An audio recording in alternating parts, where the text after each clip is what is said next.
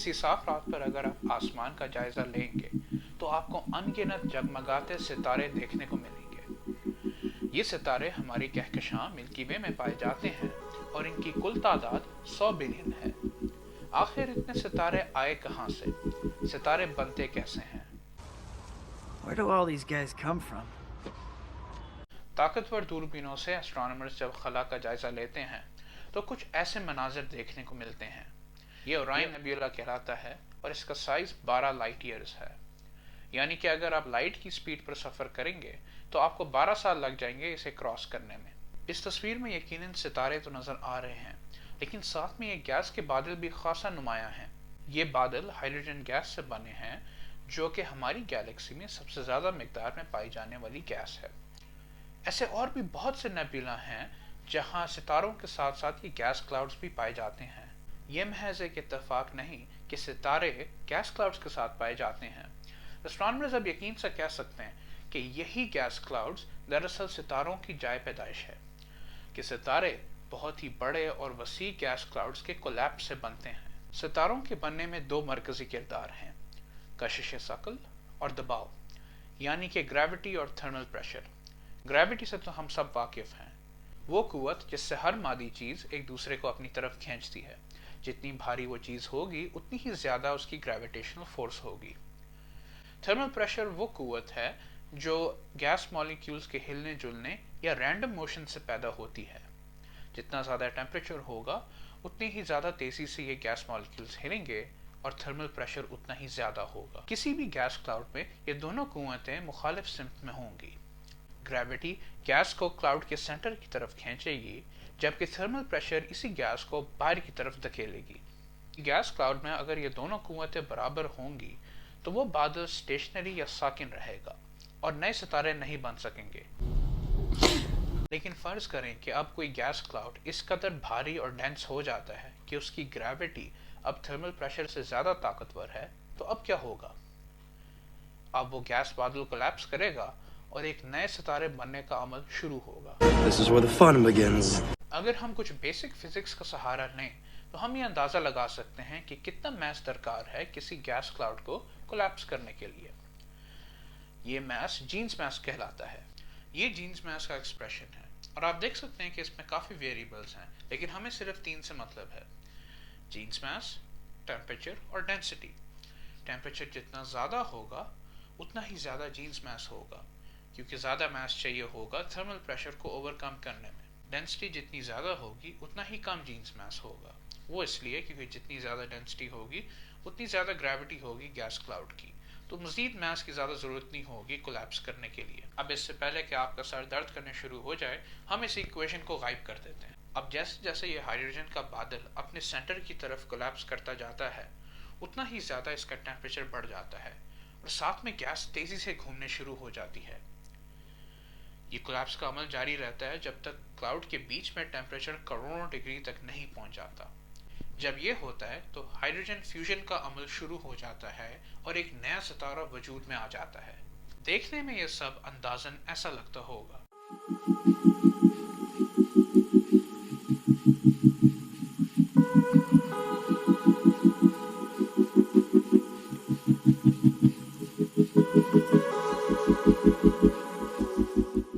اس simulation میں کچھ بڑی دلچسپ چیزیں دیکھنے کو ملتی ہیں، جیسے کہ جب یہ ستارہ بن رہا ہے تو اسے شروع میں ڈسٹ اور گیس نے گھیرا ہوا ہوتا ہے۔ وقت کے ساتھ ساتھ یہ مٹیریل ایک ڈسک کی شکل اختیار کر لیتا ہے۔ شاید آپ کے ذہن میں یہ سوال اٹھ رہا ہو کہ جب ہم اپنی گیلیکسی کو آبزرو کرتے ہیں تو ہمیں کیا اس کلاؤڈ کولیپس ماڈل کے حق میں ثبوت ملتے ہیں؟ مختصر جواب یہ ہے: It's all true. اب اس سے پہلے کہ ہم آبزرویشنز کی بات کریں ایک اور چیز پر نظر مار لیتے ہیں۔ اگر ہم نیوٹن کے لاز آف موشن کا استعمال کریں تو ہم یہ اندازہ لگا سکتے ہیں کہ اس پورے سٹار فارمیشن پروسیس کو کتنا وقت لگے گا۔ یہ فری فال ٹائم کہلاتا ہے اور اس کی ایکویشن یہ ہے۔ اہم چیز یاد رکھنے کی یہ ہے کہ کسی گیس کلاؤڈ کی جتنی بھی زیادہ ڈینسٹی ہوگی اتنی ہی زیادہ اس کی گریوٹی ہوگی، اور جتنی طاقتور اس کی گریوٹی ہوگی اتنی تیزی سے وہ کلاؤڈ اپنے سینٹر کی طرف کولیپس کرے گا، یعنی وہ ستارہ جلدی بنے گا۔ جلدی۔ اب یہ فری فال ٹائم ہماری گیلیکسی میں پائے جانے والے کلاؤڈز کے لیے لاکھوں سال کے لگ بھگ ہے۔ یعنی کہ اس کا مطلب ہے کہ اس پروسیس کو شروع سے آخر تک آبزرو کرنا تو astronomers کی بس سے باہر ہے، لیکن اس کی کچھ سٹیجز ضرور آبزرو کی جا سکتی ہیں اور پچھلے کچھ سالوں میں کی بھی گئی ہیں۔ This is where the fun begins. اب جیسے کہ میں نے پہلے بتایا، جیسے جیسے یہ گیس کلاؤڈ کولیپس کر رہا ہوتا ہے، ستارہ اس کے بیچ میں بن رہا ہوتا ہے۔ اس سٹیج پہ یہ ستارہ ایک پروٹو سٹار کہلاتا ہے اور اس کے ارد گرد گیس اور ڈسٹ کی ایک ڈسک بھی پائی جاتی ہے۔ بدقسمتی سے اس پروٹو سٹار کو عام روشنی یعنی کہ آپٹیکل لائٹ میں دیکھنا تو تقریباً ناممکن ہے۔ وہ اس لیے کیونکہ گیس اور ڈسٹ آپٹیکل لائٹ کو ایبزارب کر لیتی ہے، لیکن اگر انفراریڈ لائٹ، مائکرو ویوز اور ریڈیو ویوز کا استعمال کیا جائے تو اس پروٹو سٹار کو دیکھنا ممکن ہو جاتا ہے۔ فار ایگزامپل یہ دیکھیے، یہ پلرز آف کریشن کہلاتے ہیں، ایک سٹار فارمنگ ریجن جو ایگل نیبولا میں پایا جاتا ہے۔ یہ تصویر ہبل ٹیلیسکوپ نے آپٹیکل میں لی ہے۔ اب ذرا انفراریڈ میں دیکھتے ہیں یہ کیسے لگتا ہے۔ آپ کو فوراً پتہ چل رہا ہے کہ یہ پہلے سے زیادہ ٹرانسپیرنٹ نظر آ رہا ہے۔ یہ اس لیے کیونکہ انفراریڈ روشنی بآسانی ان پلرز کی گیس اور ڈسٹ میں سے گزر سکتی ہے۔ اس کی وجہ سے ہمیں ان کے اندر اور پیچھے کے ستارے نظر آ رہے ہیں۔ اب میں آپ کو ایک اور سٹار فارمنگ ریجن دکھانے جا رہا ہوں جس کا نام ہے G33.92 پلس ہے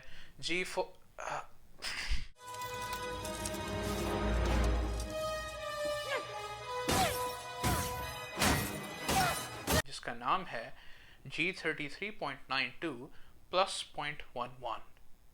یس، یہ آبزرویشن آلما کی مدد سے لی گئی ہے جو ریڈیو ٹیلیسکوپس کا ایک نیٹ ورک ہے۔ اس تصویر میں ہمیں ملٹیپل مولیکولر کورز نظر آ رہے ہیں جن میں پروٹو سٹارز پائے جاتے ہیں۔ سینٹر میں دو زیادہ بھاری کورز ہیں جن کے گرد دو چھوٹے کورز گردش کر رہے ہیں۔